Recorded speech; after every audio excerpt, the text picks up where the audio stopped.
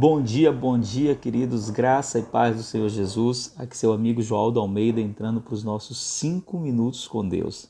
Romanos capítulo 3, estamos abrindo hoje, nessa manhã.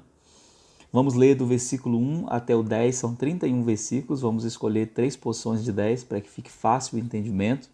Diz assim: que vantagem pode haver então em ser judeu ou que utilidade existe na circuncisão? Muita, em todos os sentidos. Primeiramente porque ao judeu foram confiadas as palavras de Deus. Sendo assim, que importa se alguns judeus foram infiéis? A infidelidade deles conseguiria anular a fidelidade de Deus? Absolutamente não. Seja Deus verdadeiro e todo homem mentiroso, como está escrito, para que sejais justificado em tuas palavras e sejas vitorioso quando fores julgado. Mas se a nossa injustiça ressalta de forma ainda mais nítida a justiça de Deus, que concluiremos? Acaso Deus é injusto por aplicar sua ira? Estou apenas refletindo com a lógica humana. É evidente que não. Se fosse assim, como Deus julgaria o mundo? Mas se alguém pode alegar se a minha mentira ressalta a veracidade de Deus, engrandecendo ainda mais a sua glória, por que sou condenado como pecador?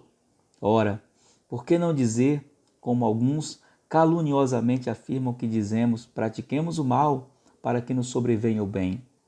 Por certo, a condenação dos tais é merecida. Qual a conclusão? Estamos nós em posição de vantagem? Não. Já demonstramos que tanto judeus quanto gentios estão subjugados pelo pecado. Como está escrito, não há justo nenhum sequer. Esse capítulo ele é a continuidade do 2, nos explicando sobre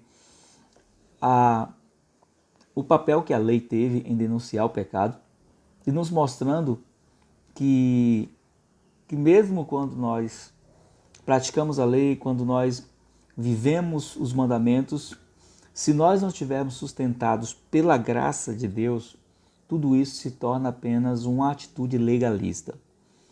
Ele vai dizer algumas verdades aqui muito importantes, mostrando que não é o homem que referenda a fidelidade de Deus, mas que a fidelidade de Deus antecede até mesmo a obediência do homem. Então ele pergunta, que vantagem há, no versículo 1, entre ser judeu ou que utilidade existe na circuncisão? Ele vai mostrar que existe sim uma vantagem, porque eles foram escolhidos para receberem a promessa de Deus, mas que não há vantagem nenhuma quando alguém, só porque é judeu, se gloria e acha que isso lhe dá a condição de salvação. Então ele vai falar algumas verdades muito importantes. Uma delas, ele vai dizer que Deus é sempre verdadeiro e mentiroso todo homem. Por mais que o homem se ache na razão, por mais que o homem ache que ele tenha a verdade de alguma maneira, ele vai sempre encontrar em Deus um parâmetro para se arrepender. Isso mesmo.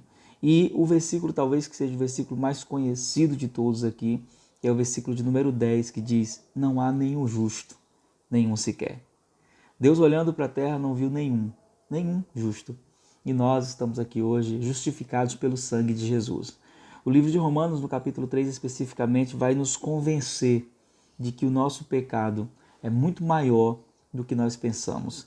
De que não é só, eu não mato, eu não roubo, nós nascemos numa condição de pecado.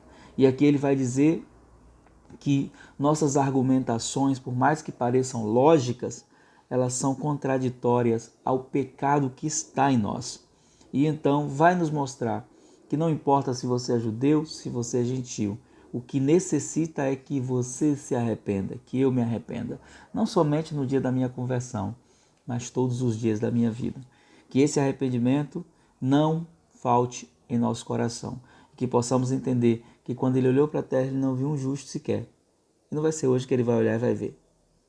Então, hoje eu e você que estamos em Jesus, estamos justificados pela justiça de Cristo.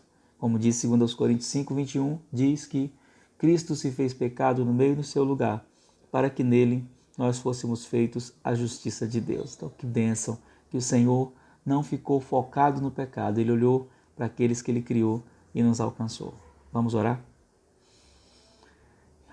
Pai, eu quero te agradecer por essa manhã na tua presença, te pedir que teu Espírito Santo possa constranger nosso coração a cada dia a viver uma vida de obediência e graça, a viver uma vida voltada para o Senhor, para te honrar, para te louvar, para te glorificar. Nos rendemos a ti, ao teu cuidado, e que teu Espírito Santo nos conduza por um caminho de verdade e santidade para a glória do nome de Jesus.